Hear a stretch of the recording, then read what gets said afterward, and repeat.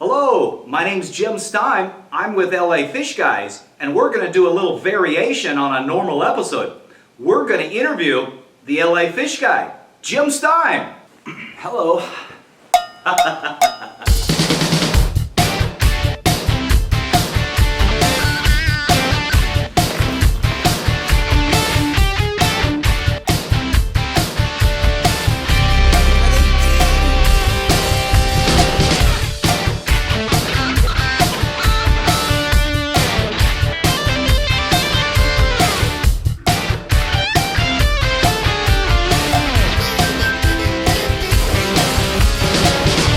So Jim, tell us, who is Jim Stime?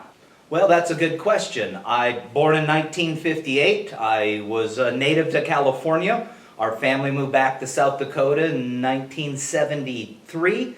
The family moved back out to California in 1979.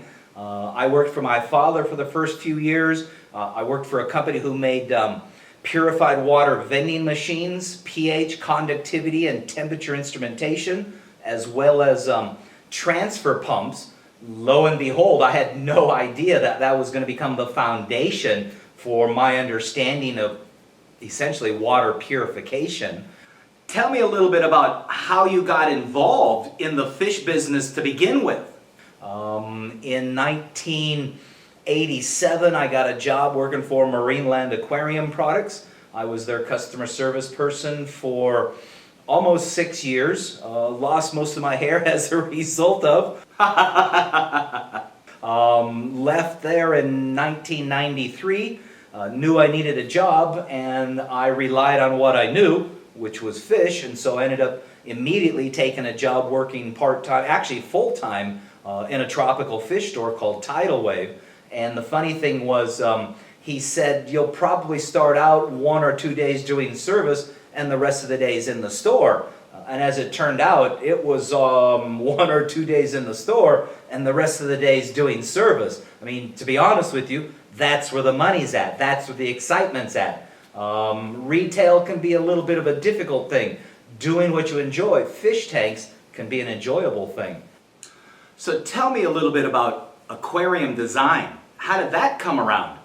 In 1999, I was able to purchase the service accounts from the shop I worked at, and that was the official beginning of Aquarium Design.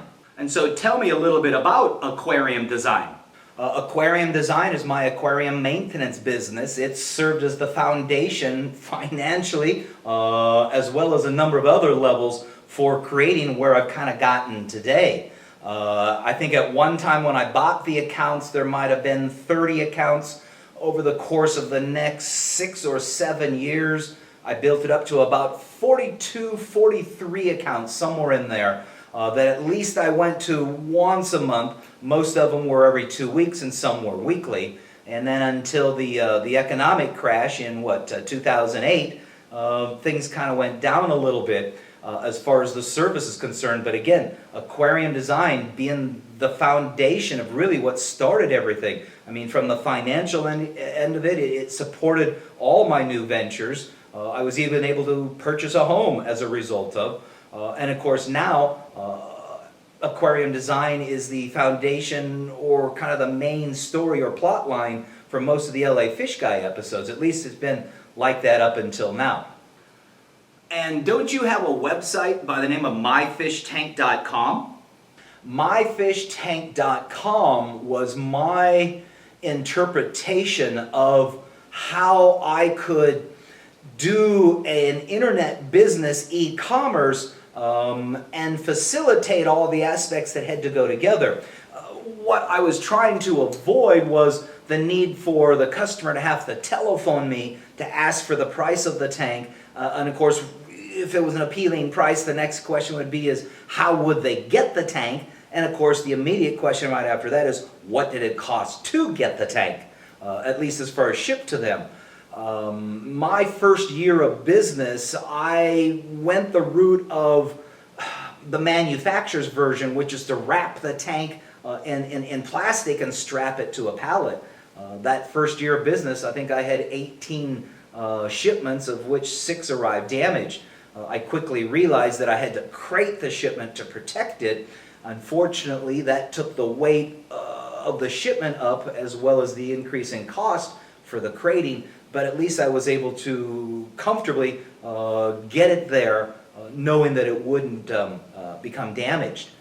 And actually myfishtank.com, which the other flip side of it is, once you put that tank into the shopping cart, it knew the footprint of the tank, and it would begin to promote to you the components that would match that particular tank, such as an internal overflow, colored backs, stands and canopies. It also knew what the volume of the tank was, and it could then recommend to you the size of the filter, the wet-dry trickle filter. It would recommend to you the size of the water pump. It was kind of a salesman in itself. What I was very proud to be called as a B2B, as in business to business type website. And once it actually got to the point of compiling, promoting to you, and then compiling all of the items that it had to offer, it could then determine what the volume of the crate to put it in would be, and estimate as to what that shipping cost was. And it would then send that information, whether it be to Federal Express for a ground shipment or the freight company for a truck shipment, and it would gather back what those rate costs would be. So that without having to make a telephone call, you could literally sit at your keyboard and shop for the tank that you wanted, the colored back you wanted, the type of filter system that you wanted. You could then ask it to tell you what it would cost to have that crated and shipped to your front door. I was quite pleased with that.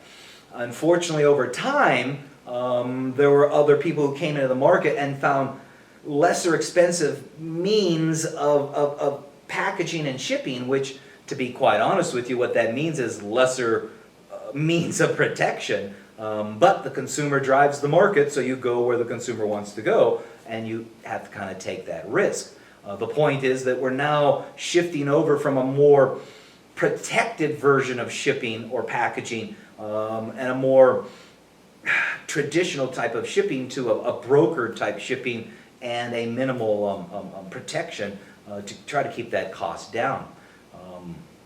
This is the LA Fish Guy interview. My name's Jim Stime. Make sure to come back for the next segment.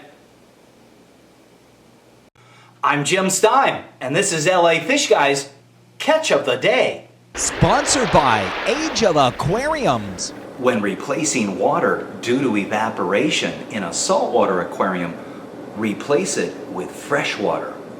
As salt water evaporates, only the fresh water goes. The salt stays, so you want to replace just the fresh water. If you use salt water as replacement, you're just going to continue to raise the salt level, and that's not a good thing. This has been the LA Fish Guys Catch of the Day. Age of Aquariums is located in the Signal Hill portion of Long Beach, California. Visit ageofaquariums.biz. Are you still tumbling biopellets? Tired of constantly replacing your GFO? Or trying to grow algae in your refugium? And you still have algae problems? Get real. Real filtration, that is. Algae scrubbers from Santa Monica Filtration will turn this into this by growing this weekly. 2 styles of scrubbers, the Hog and the Surf. Both are extremely easily installed and noticeably effective.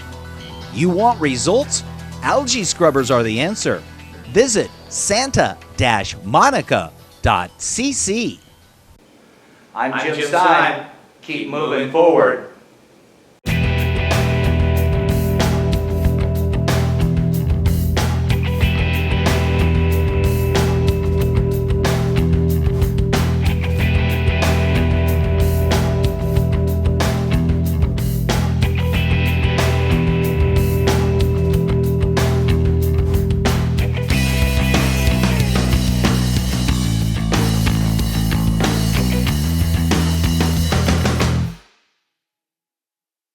Do you have an aquarium question? Are you looking for aquatic answers?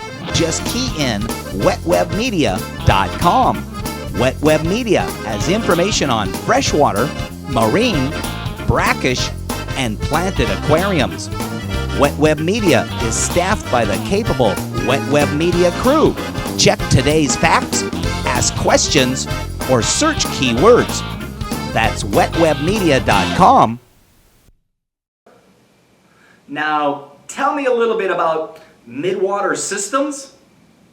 Midwater Systems started in 2005, maybe just a little bit before then in the thinking stages, but it officially began in about 2005 with its DBA. I had a design for a jellyfish tank, and I knew what the public aquariums were using because they were the only people who kept them, and I didn't want to be considered as a copycat, so I intentionally designed the jelly aquarium differently, if not almost backwards, from what the public aquarium's doing, just to avoid the potential of being told that I had copied them, when in fact I wanted to be original.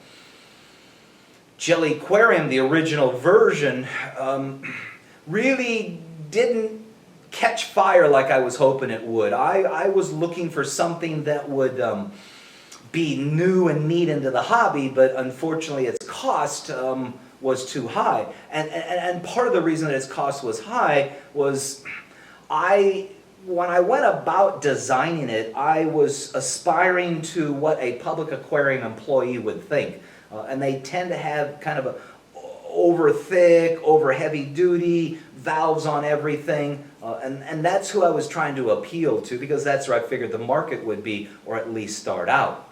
Now, weren't you involved in producing jellyfish or tanks to produce jellyfish? Over time, the jelly aquarium tank itself hasn't really caught on. What's interesting though is its daughter products, which are a result of me learning how to produce jellyfish. Its daughter products such as a tank referred to as an Ephyra tank, then there's a grow out tank, or there's a combination of the Ephyra tank and a grow out tank. There's a couple of large tumblers, as they call them, that rotate the jellies. So the accessory products, or what I refer to as the daughter products, are still relatively popular, and I'm quite excited that I was approached by a public aquarium who wants to do a blue ring octopus display, and they needed to design a tank that was secure so that the little fellow couldn't get out and hurt anybody. And so they approached me, and we're in the midst of designing that, and even if that design does work out to the desire of the public aquarium, it still has to be approved by the Fish and Game Department in that particular state. So there's a few challenges there, of which I like those challenges, and that's kind of why I got into all of this. So in the long run, Jelly Aquarium is kind of we did also just score on the largest tank I've ever built, Jelly Aquarium wise, which is a big 60-inch tank. This will be a complete in-wall system going to Saudi Arabia. So it's an international shipment as well, so I'm quite excited about that. So in a sense, the Jelly Aquarium is still there. It just didn't catch fire as much as I wanted it to. So with those three businesses going, how did LA Fishguys kind of come about? Come back for the next segment. That's a pretty cool t-shirt you got there, dude. My name's Jim Stime. Keep moving forward.